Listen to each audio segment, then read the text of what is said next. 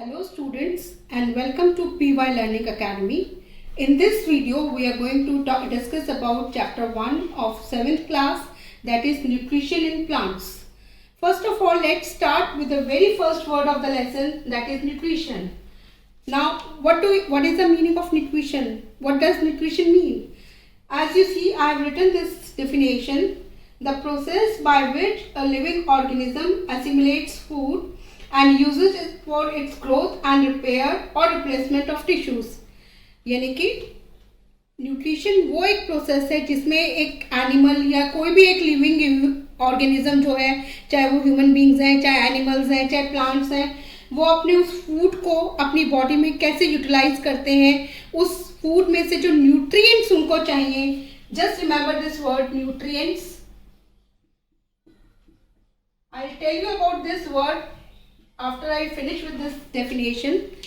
जो ये न्यूट्रिएंट्स हमारी बॉडी को चाहिए अपने काम करने के लिए, ग्रोथ के लिए, रिपेयर के लिए सेल्स के, उस चीज़ के उस पूरे प्रोसेस को हम कहते हैं न्यूट्रिशन. यानी कि जो फूड हम खाते हैं उसमें से हमारी बॉडी न्यूट्रिएंट्स को लेती है, यूज़ करती है और उसको अपनी बॉडी में एसिमिलेट करा के पूरी तरह से डिसॉल्व करके फिर से कैसे वो अपनी बॉडी को उसको ग्रो करने में हेल्प करती है और बाकी के कामों में हेल्प करती है. That is called nutrition, right. Now will talk about the word nutrients. Nutrients क्या होते हैं? न्यूट्रिएंट्स वो कंपोनेंट्स हैं फूड के बेटा जो हमारे को ज़रूरत होती है अपने फूड को, फूड में से जो हम यूज़ करते हैं, लेते हैं, अपनी बॉडी को ग्रो करने में हेल्प करते हैं. ठीक है. And the main first nutrient which our body requires is proteins. Now proteins. What is the work of proteins? Proteins help in the growth of body. Protein हमारी बॉडी को grow करने में हेल्प करती है और ये प्रोटीन्स हमें मिलते हैं किन चीज़ों से? We get them from pulses and we get them from meat, we get them from fish and many more things, cheese etc. बहुत सारी चीज़ों में हमें प्रोटीन्स मिलते हैं. ये जो प्रोटीन्स होते हैं ये हेल्प करते हैं हमारी बॉडी को ग्रो करने में, बॉडी को बड़ा होने में. They are very important. ठीक है. नेक्स्ट जो हमारे न्यूट्रिएंट्स हैं वो है कार्बोहाइड्रेट्स. नाउ ये कार्बोहाइड्रेट्स आप लोगों ने लेसन 6 में भी पढ़ा होगा, क्लास 6 में ये पढ़ा होगा कि कार्बोहाइड्रेट्स हमें किन से मिलते हैं. We get carbohydrates from wheat, we get carbohydrates from potatoes, sugar etc. ये कार्बोहाइड्रेट्स और जो फैट्स हैं ये हमारी हेल्प करते हैं बॉडी के फंक्शनिंग में. हमें बॉडी की फंक्शनिंग के लिए, बॉडी के काम करने के लिए कार्बोहाइड्रेट्स और फैट्स की ज़रूरत रहती है, राइट. अगर हम ये नहीं खाएंगे, कार्बोहाइड्रेट्स हम नहीं लेंगे तो हमारी बॉडी जो है वो हम सिक फील करेंगे. यानी कि हमें लगेगा कि हम बीमार हैं और हम क्या कहते हैं, हमारी बॉडी में ताकत की कमी लगेगी हमें, और वो ये जो कार्बोहाइड्रेट्स और फैट्स हैं उसी कमी को दूर करने में हेल्प करते हैं. And next is the next third one, vitamins and minerals. कई बार हम विटामिन्स को वाइटामिन्स भी बोल देते हैं, बट विटामिन्स एंड मिनरल्स, ये विटामिन्स और मिनरल्स जो है वो हमारी बॉडी में हेल्प करते हैं हमारी बॉडी को इम्यूनिटी प्रोवाइड करने में. आजकल आप लोग सुनते ही होंगे न्यूज़ में कि कोविड है एंड कोविड के चलते सब लोग क्या कह रहे हैं कि अपनी इम्यूनिटी स्ट्रॉन्ग करो, अपनी इम्यूनिटी स्ट्रॉन्ग करो. और यही विटामिन्स एंड मिनरल्स हमारी बॉडी की इम्यूनिटी स्ट्रॉन्ग करने में हेल्प करते हैं. These vitamins and minerals are found ample in fresh fruits and vegetables. जो फ्रेश फ्रूट्स और वेजिटेबल्स हम खाते हैं उनमें हमें ये बहुत सारी मात्रा में मिलते हैं and they are very helpful and they help us to improve the immunity of our body. ठीक है. The next one important, बता सकते हैं? Next one important is proteins, carbohydrates, fats, vitamins, minerals के बाद हमारा आता है नंबर रफेज का. Now what is the work of this roughage? ये जो रफेज है ये हमारी बॉडी में कोई भी ग्रो करने में या किसी और चीज़ में काम नहीं करता है. ये हमारी बॉडी में सफाई करने का काम करता है. Cleansing process, it helps in cleansing all the toxins out of our body. जो हमारी बॉडी को मटेरियल्स नहीं चाहिए, चीज़ें नहीं चाहिए, ये रफेज ही उस टॉक्सिन्स को, उस वेस्टेज को हमारी बॉडी से बाहर निकालने में हेल्प करता है। जैसे हम झाड़ू लगा के अपने घर में सफाई करते हैं, ग्रूमिंग करते हैं, उसी तरह से रफेज भी हमारी जो पूरी बॉडी है उसमें से टॉक्सिन्स को वॉश आउट करने में हेल्प करता है। And then last and most important, water. But before that, I'll tell you that roughage, we find roughage in all the क्या कहते हैं vegetables which we eat as salad, या हमारे को व्हीट ब्रांड जो होता है उसमें भी बहुत रफेज होता है। ये रफेज हमें उन चीज़ों से मिलता है। And next is most important, water again. Water के बिना जैसे हम लाइफ नहीं चल सकती है, उसी तरह से वाटर के बिना भी हमारी बॉडी की फंक्शनिंग ठीक से नहीं हो पाती है। This water helps in the proper functioning of our body organs, right? So these are all the vital nutrients which we require, right? अब इन्हीं न्यूट्रिएंट्स को जो हमें फूड में मिलते हैं, इन्हीं न्यूट्रिएंट्स को जब हम अपनी बॉडी में फूड के थ्रू खाते हैं और इनका यूटिलाइजेशन होता है, इसी को हम न्यूट्रिशन कहते हैं। ठीक है? अब there are many ways in which plants and animals use this food, right? In this lesson we are going to talk about plants. So हम इस प्लांट्स के बारे में बात करेंगे। जो प्लांट्स हैं, they are green plants are called autotrophs. Now we come to our next topic, that is mode of nutrition in plants. Now what do we understand with this word mode of nutrition? Mode of nutrition means how the work is done, yeah, how the food is taken by the plants. And first one in the category are autotrophs.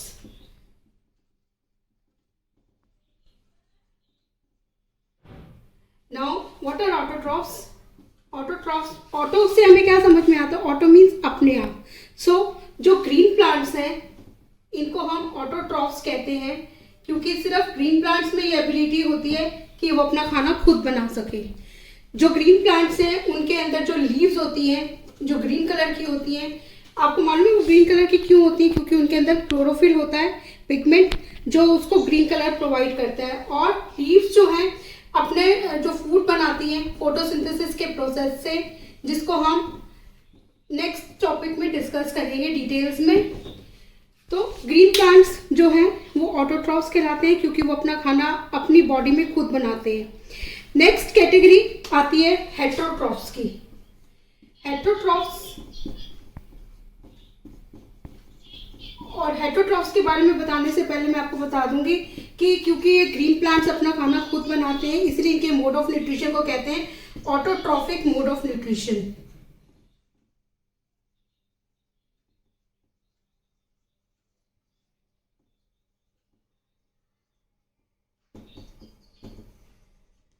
Next we come to heterotrophs. Heterotrophs कौन होते हैं? Heterotrophs होते हैं animals and human beings.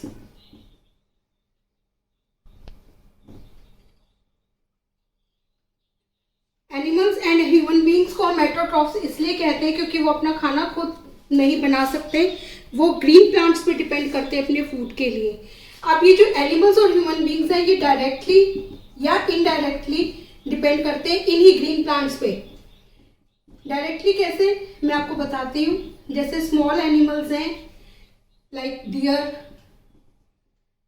ठीक है, ये क्या करते हैं? डायरेक्टली क्या खाते हैं? ग्रीन प्लांट्स को खाते हैं, राइट? इसलिए इनके ऊपर डायरेक्टली डिपेंडेंट है। और इनडायरेक्टली होते हैं ह्यूमन बींग्स। ह्यूमन बींग्स भी डायरेक्टली भी डिपेंड करते हैं, क्योंकि कुछ ह्यूमन बींग्स सिर्फ वेजिटेबल्स खाते हैं, वो डायरेक्टली डिपेंडेंट है। लेकिन इनडायरेक्टली डिपेंडेंट कौन होते हैं? Animals, big animals like lion, tiger etcetera. ये इनडायरेक्टली क्यों डिपेंडेंट है? क्योंकि ये उन एनिमल्स को खाते हैं जो प्लांट्स को डायरेक्टली खाते हैं, इसी वजह से ये उनके ऊपर इनडायरेक्टली डिपेंडेंट है। और इसी डायरेक्टली और इनडायरेक्टली डिपेंडेंसी की वजह से हमने इनको हेटेरोट्रॉफ्स को 3 कैटेगरीज में डिवाइड किया है: herbivores, carnivores and omnivores.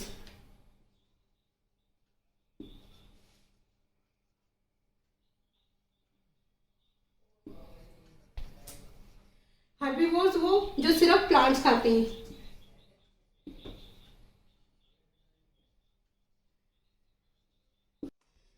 Carnivores वो एनिमल्स होते हैं जो दूसरे एनिमल्स के फ्लैश को खाते हैं, जैसे कि लॉयन वगैरह, राइट।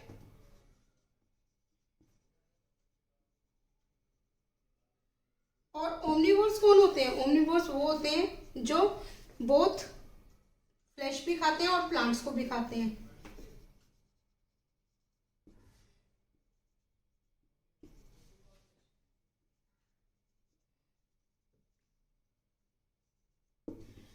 अब जितने भी ह्यूमन बींग्स हैं वो ओमनिवोर्स की कैटेगरी में नहीं आते, क्योंकि कुछ ह्यूमन बींग्स ऐसे हैं जो सिर्फ प्लांट फूड को खाते हैं, सिर्फ प्लांट से बने हुए फूड को खाते हैं, वो हर्बीवोर्स की कैटेगरी में आते हैं।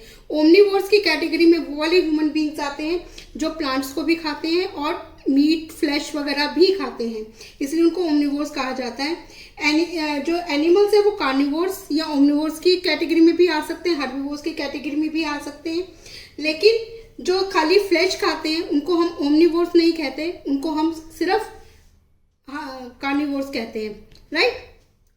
Now will come to our next topic, that is photosynthesis. What is photosynthesis? Photosynthesis is the process by which green plants make their own food. यानी कि फोटोसिंथेसिस वो एक प्रोसेस है जिसमें जो ग्रीन प्लांट्स हैं वो अपना खाना खुद बनाते हैं। अब वो खाना कैसे बनता है वो हम एक्सप्लेन करते हैं। जो लीव्स होती हैं हरे रंग की, they are green because of the chlorophyll, that is a pigment which is green in color and which is present inside the leaves which gives it green color। यानी कि क्लोरोफिल लीव्स के अंदर present होता है जो उनको green colour provide करता है, क्योंकि वो खुद ग्रीन कलर का होता है, राइट।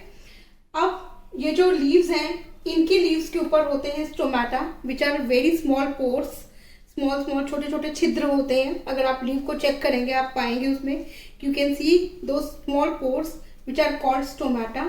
ये जो स्टोमेटा है इनके थ्रू एक्सचेंज होती हैं गैसेस। कौन सी गैसेस? ऑक्सीजन, जिसको आप O2 लिखते हैं स्मॉल फॉर्म में, और कार्बन डाइऑक्साइड, जिसको आप CO2 लिखते हैं शॉर्ट फॉर्म में। क्या होता है कि इन पोर्स से के थ्रू ये जो कार्बन डाइऑक्साइड है, ये जो इसको एनवायरनमेंट से मिलती है, एटमॉस्फेयर से मिलती है, प्लांट्स को, लीव्स को, वो प्लस सनलाइट जो सूरज की रोशनी होती है, प्लस ये वाटर और न्यूट्रिएंट्स जो वो लेती है रूट से। ये पानी और न्यूट्रिएंट्स कहाँ से मिलता है इनको? रूट से मिलता है। ये रूट से ये पहुंचते हैं लीव्स तक ट्रांसपिरेशन के through the process of transpiration. आपने 6th क्लास में भी पढ़ा होगा कि ट्रांसपिरेशन क्या होता है। ट्रांसपिरेशन वो प्रोसेस होता है जिसमें कि जो रूट्स के थ्रू जो पानी और न्यूट्रिएंट्स हैं वो पूरे प्लांट तक फैलती हैं, पूरे प्लांट में पहुंचाई जाती हैं। जैसे हम पाइप से जब कोल्ड ड्रिंक वगैरह सक करते हैं तो वो ऊपर आ जाती है, उसी तरह से जो प्लांट्स होते हैं इनके अंदर ऐसे सेल्स होते हैं जो हेल्प करते हैं इनको वाटर और न्यूट्रिएंट्स को लीव्स तक पहुंचने में। लीव्स उन पानी को यूज करती हैं अपना फूड बनाने के लिए, फोटोसिंथेसिस का प्रोसेस करने के लिए, और जो पानी बच जाता है, एक्स्ट्रा वाटर होता है, वो इवापोरेट हो जाता है थ्रू दीज स्टोमेटा ओनली, जो लीव्स के ऊपर प्रेजेंट होते हैं। This whole process is called transpiration. Now, I have written this word guard cells. Guard cells क्या होते हैं? Guard cells help in the opening and closing of the stomata. यानी कि अगर guard cells नहीं होंगे तो stomata खुलेगा नहीं, बंद नहीं होगा, और exchange of gases नहीं होगा, और transpiration of water भी या evaporation of water भी नहीं होगा। So this is the whole through all these things ये हमारा फोटोसिंथेसिस का प्रोसेस होता है, पूरा कंप्लीट होता है, जिसमें वो फूड अपना बना करके फिर स्टोर कर लेते हैं, and that food is stored in the different parts of the plants in different forms. जैसे ज़्यादातर स्टार्च के रूप में होता है, वही फूड हम खाते हैं, वही फूड हम करते हैं, और वो जो डिफरेंट पार्ट्स हैं that can be roots, that can be leaves. हम अलग अलग प्लांट्स के अलग अलग पार्ट्स खाते हैं। कहीं हम लीव्स खाते हैं जैसे स्पाइनेच वगैरह है, या क्या कहते हैं और चीज़ें हैं जिनके हम लीव्स खाते हैं। इसके अलावा रूट्स के लिए हम क्या खाते हैं? कैरेट्स, रेडिश, ये सब क्या है, रूट्स हैं। फिर हम अलग अलग प्लांट्स के अलग अलग पार्ट्स को खाते हैं। सॉरी। एंड दिस प्रोसेस, ये कार्बन डाइऑक्साइड उसको कहाँ से मिलती है फोटोसिंथेसिस के टाइम पे? This comes from the atmosphere, right. Water मिलता है, वाटर एंड न्यूट्रिशन उनको कहाँ से मिलता है? From roots and with the help of sunlight and chlorophyll. Actually photosynthesis is a chemical process.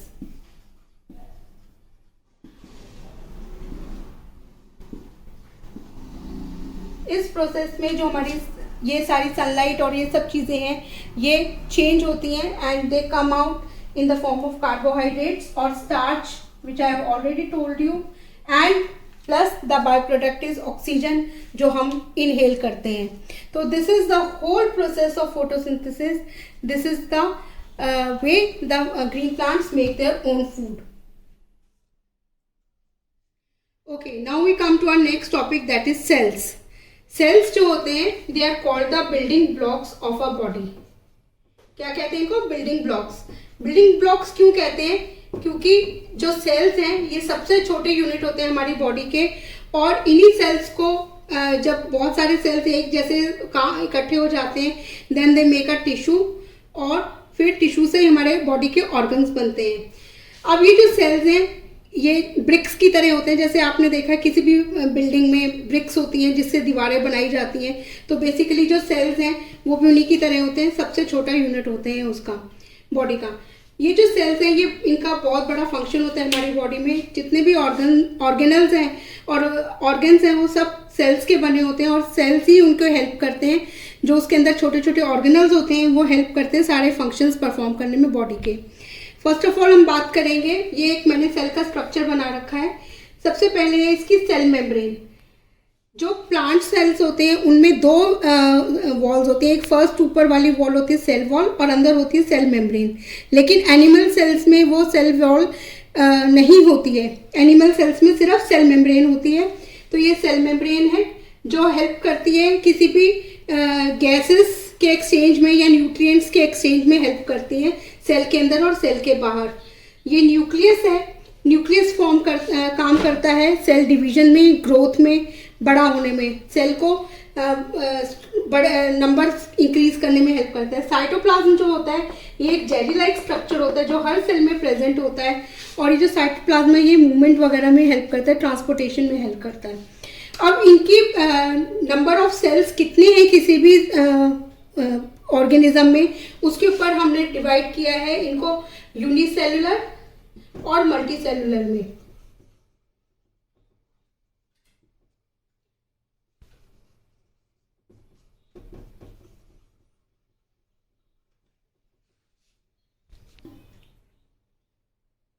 Unicellular organisms वो ऑर्गेनिजम्स होते हैं बेटा जिनमें सिर्फ एक सिंगल सेल होता है, जिनमें एक सिंगल सेल ही सारे फंक्शंस परफॉर्म करता है, खाने का भी, चलने का भी, मूवमेंट का, डाइजेशन का, सारे जो काम है एक ही सेल परफॉर्म करेगा।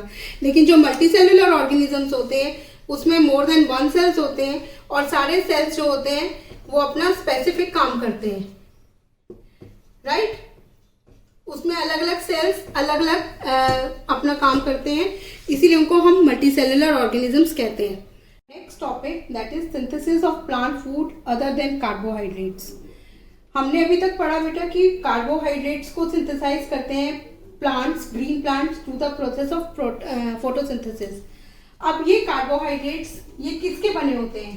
ये जो कंपाउंड्स होते हैं कार्बोहाइड्रेट्स ये होते हैं कार्बन, ऑक्सीजन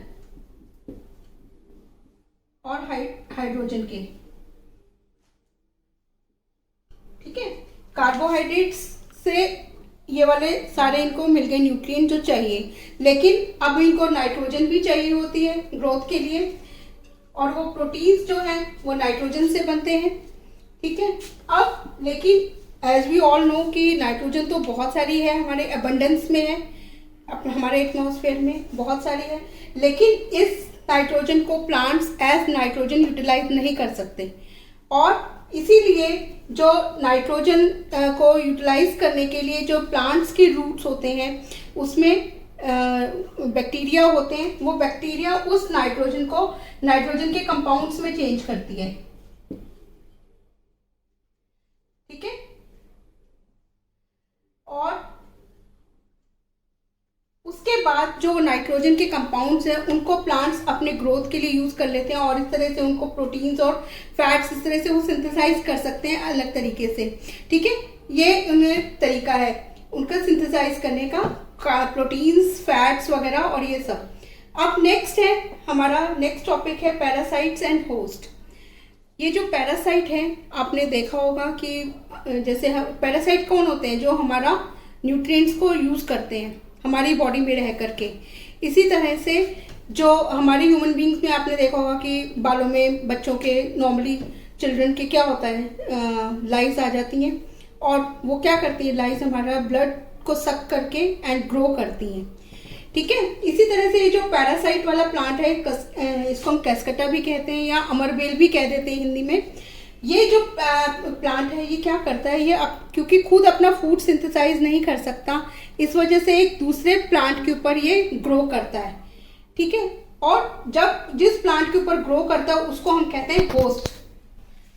राइट, अब ये जो होस्ट प्लांट है, इस जो ये न्यूट्रिशन होस्ट प्लांट अपना बना रहा है, उस न्यूट्रिशन को लेकर के ये पैरासाइट ग्रो करता है, इसलिए हम इसको नाम दिया है पैरासाइट।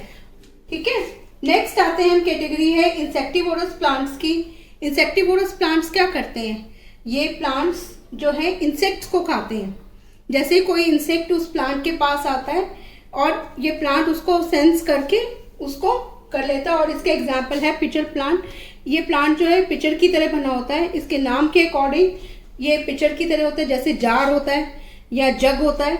और जैसे ही वो प्लांट आता है उसको इंसेक्ट आता है, ये प्लांट उसको अपने अंदर ग्रास उसको खींच लेता है और उसको यूज़ करता है, उसके न्यूट्रिशन को यूज़ करता है और अपना फूड बनाता है। Next we come to सेप्रोट्रॉफ्स।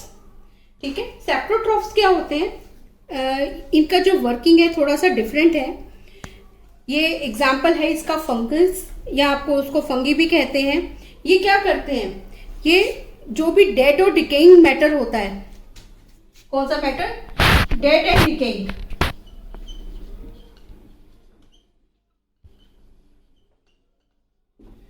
Dead and decaying matter के ऊपर ये अपना काम करता है। ये उसका जो न्यूट्रिएंट्स हैं उनको पहले एक सॉल्यूशन में चेंज करता है, फिर उस सॉल्यूशन को अपने अंदर लेता है और अपना वो फूड बनाता है। इस तरह से इसको हम सेप्रोट्रॉफ कहते हैं और इसके मोड ऑफ न्यूट्रिशन को हम कहते हैं saprotrophic mode of nutrition. Next is symbiotic relationship and इसका एग्जांपल है लिचन्स।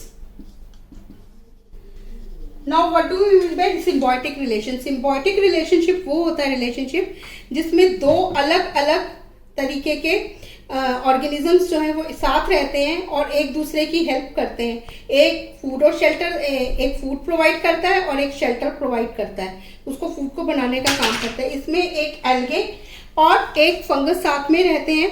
जो एल्गे है वो खाना बनाने का काम करती है, फूड प्रोडक्शन का काम करती है, और जो फंगस है उसको शेल्टर प्रोवाइड करता है। इसलिए रिलेशनशिप को हम कहते हैं सिम्बायोटिक रिलेशनशिप। सिम्बायोटिक मीन्स मिलकर रहना, मिलकर काम करना। दो अलग तरीके के ऑर्गेनिजम्स, लिविंग ऑर्गेनिजम्स इसमें साथ रहते हैं और अपना फूड बनाते हैं और शेल्टर उसको दूसरा वाला प्रोवाइड करता है।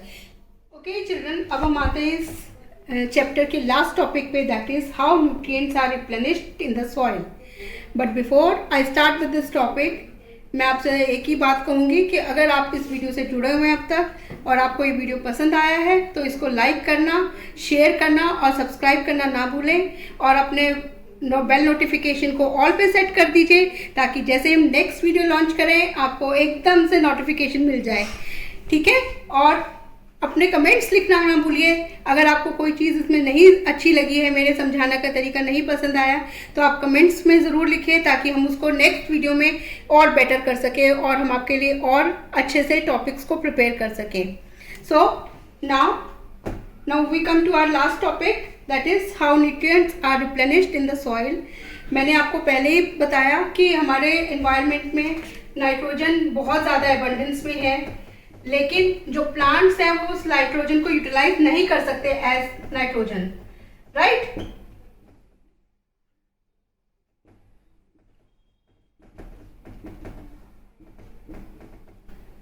सो इन दैट केस ये नाइट्रोजन कैसे मिलेगा प्लांट्स को ग्रोथ के लिए? सबसे पहले तो आप देखते हैं कि जितने भी प्लांट्स हैं उनमें फार्मर्स वगैरह क्या करते हैं, बहुत बारी मैन्योर्स और फर्टिलाइजर्स ऐड करते हैं।